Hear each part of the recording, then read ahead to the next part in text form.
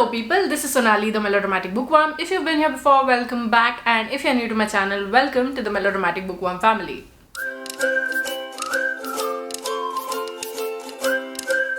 I'm here today with the third in my year-end videos. In these videos, I wrap up the entire year, in which I talk about the kinds of books that I've read, my favorites, my least favorites, books I couldn't finish, etc, etc, etc. And I've already put up videos for my favorite books of 2022 and the books that I did not finish in 2022. So in today's video, I will be talking to you about my least favorite books of 2022. I read 110 books in 2022 and I ended up putting only 7 books on this list. So that's a huge plus, because there weren't that many books that I didn't like as I thought there would be. I don't know what was going on in my mind, but given how the year started off, maybe I felt like this list was going to be fuller than my favorites list. So without any further ado, let's dive right into this video and let me share with you my 7 least favorite books of 2022. The first book on this list is The Hunting Party by Lucy Foley. I've thought of a number of ways of how I could explain this book, and the best way I could come up with is that it feels like this book was a test run for what the guest list would eventually be. Similar plot, wherein a bunch of people go to a secluded place and then someone gets murdered. Plots are very similar if you look at it from a distance. So I feel like this Hunting Party was recycled and then guest list came out, which obviously turned out much better than before.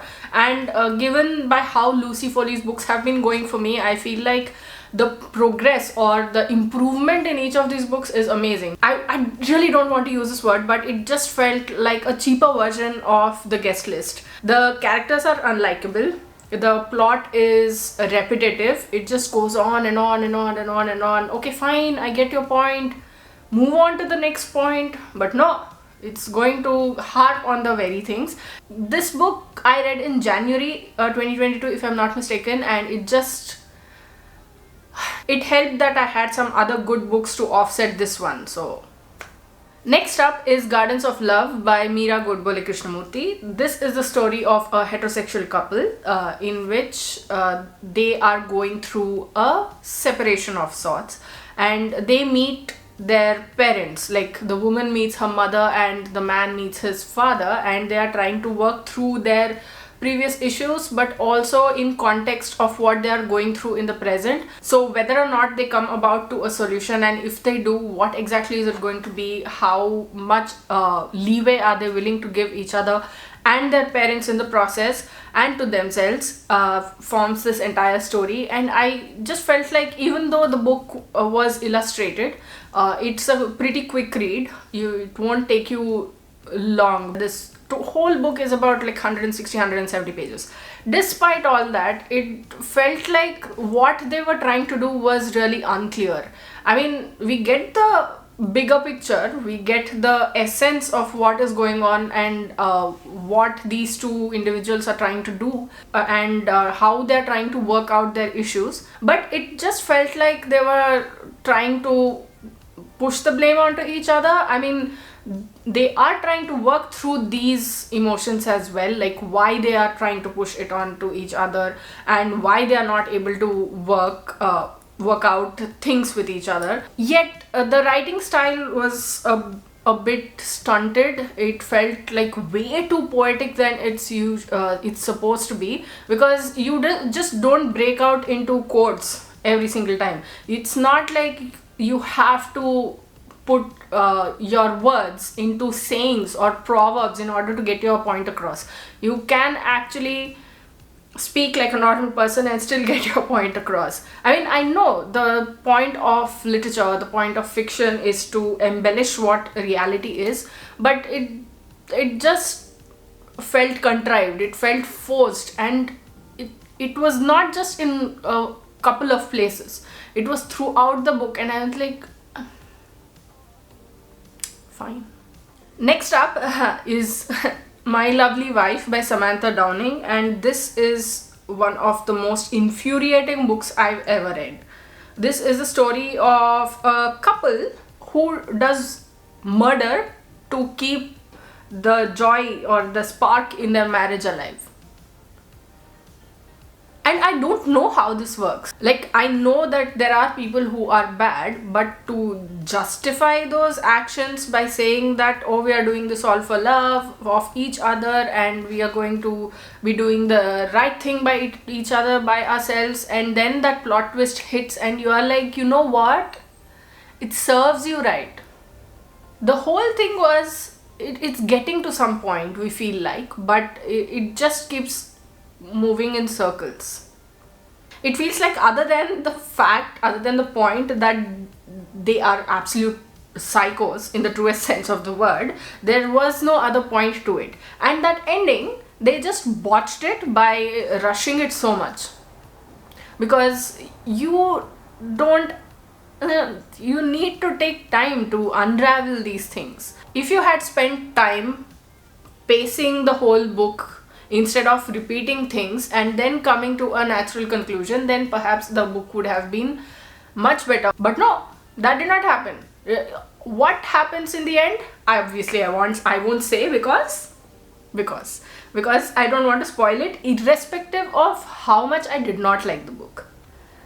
The next two books were part of a video that I did in mid-2022. I was about to say 2020, I don't know why. And the video was reading popular book talk romances to see if they were worth the hype for me. And both of these infuriated me to no end. Okay, the first one here is The Spanish Love Deception by Elena Armas. And this is supposedly an enemies to lovers story in which Catalina Martin and Aaron Blackford are cutthroat enemies. They work at an engineering office or something. I don't even remember.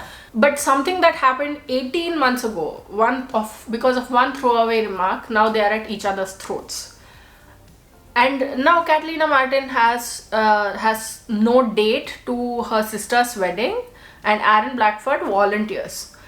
And so they go, because she has no other choice. And then over the weekend, 3 days, everything falls into place.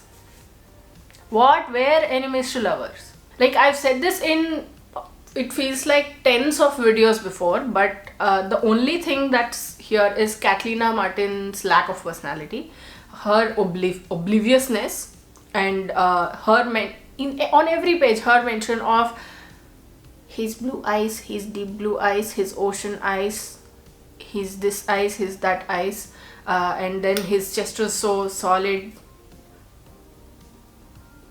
Okay.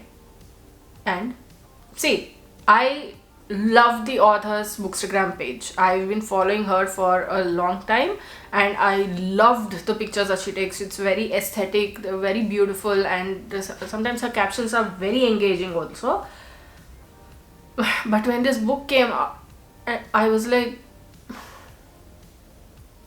And then It Ends With Us by Colleen Hoover. This is a book that made me realize that even if you loved a book by an author, you can absolutely hate some of their other books. And this is one book that I hate, I despise, because of how it glorifies abuse. The two main characters, they meet on a night when both of them have been through something, and he starts flirting with her.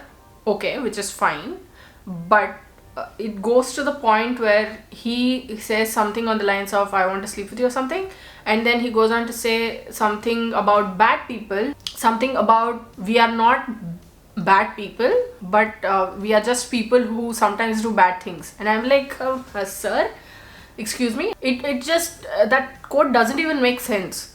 And throughout the book, this okay, it's a romance, insta love. He literally turns up on her doorstep asking to sleep with her, which is like creepy to the max level. And then towards the end, like, we all know what this is about. This is a book about abuse. So towards the end, she starts saying that I am stronger because I am going to stick with my marriage. It's implying that those who leave abusive marriages are weak. or those who leave abusive marriages are selfish. And all of this, it just left a bad taste in my mouth because of how tastelessly it was handled. So I've spoken more in detail, obviously, of these two books, The Spanish Love Deception and It Ends With Us, in that video in which I talk about reading popular, I don't talk about reading popular book talk romances. I vlog the whole thing. If you'd like to go check that video out, I leave the link here as well as in the description box below.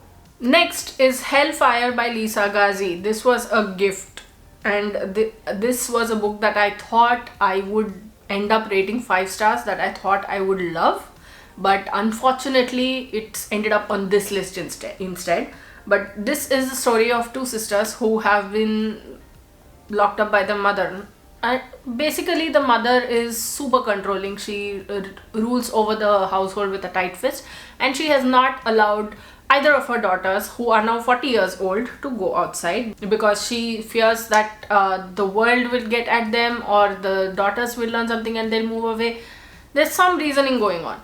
And but one day she allows the older daughter to go out, and what the older daughter discovers outside, and the truths that she learns, and what exactly happens in the end, how things turn in their lives, forms this entire story. I get the concept of a mother trying to protect her daughters, but it somehow wasn't put forward in a good manner. It just felt really confusing. Some of the points felt really off. It didn't feel to me like the actual point of what the author is trying to say came through very well. It just didn't sit well with me. So I'm just like, why? Last but not the least on this list is a very recent read, which is called All the Lovers in the Night by Miko Kawakami. How many times do I have to talk about this boring book? Because there's nothing in this book that's of any substance, except for the fact that solitude can be very lonely as well. That's a paradox right there, but it can be very lonely as well. Okay, this is a story of a proofreader who is alone. She doesn't talk to many people. The only person she talks to is someone at work, and how her life moves along, and the things that she does, the conversations that she has, forms this entire story. About 220-230 pages of it. It's all this, and it just was so draggy. It's so drab, and the whole personality, the main character's whole personality, is her pining after a man. And it just, look, I've said this before, I'll say it again, like literally, I know how dull everyday life can get. You don't have to have action, but this book, there's nothing anywhere except for the fact that she's excited to go see the man, she's excited to talk to the man, she's excited to meet the man, and she's heartbroken about something over the man. But that is also told in such a dull manner. You cannot imagine the main character's emotions coming out. You need to have something. Even if you are writing a quiet book, it's got to have something in there that's not a main character crying over a man. It's poetic in some places, etc, etc, etc. Given all that is true, but how far can poetry, or how far can beautiful writing, just beautiful writing, move a book along? Such a book as this, I mean, there's got to be some substance, which it lacks heavily in my opinion. I did a full blog review of this book in which I just went all out, it feels like. If you'd like to go check that out, link will be in the description box below. So those were my 7 least favorite books of 2022. Which of these books have you read? Which ones did you like? Which ones do you agree with me on? What were your least favorite books of 2022? Let me know in the comments below. I'd love to hear from you. If you like this video, please like it and share it to spread the word. And if you like my content and would like to see more from me, don't forget to hit subscribe and click on the bell icon beside the subscribe button to get notified as and when I post new videos. Thanks for watching. I'll see you in the next video. Until next time, keep reading, keep watching, and add melodrama to your life.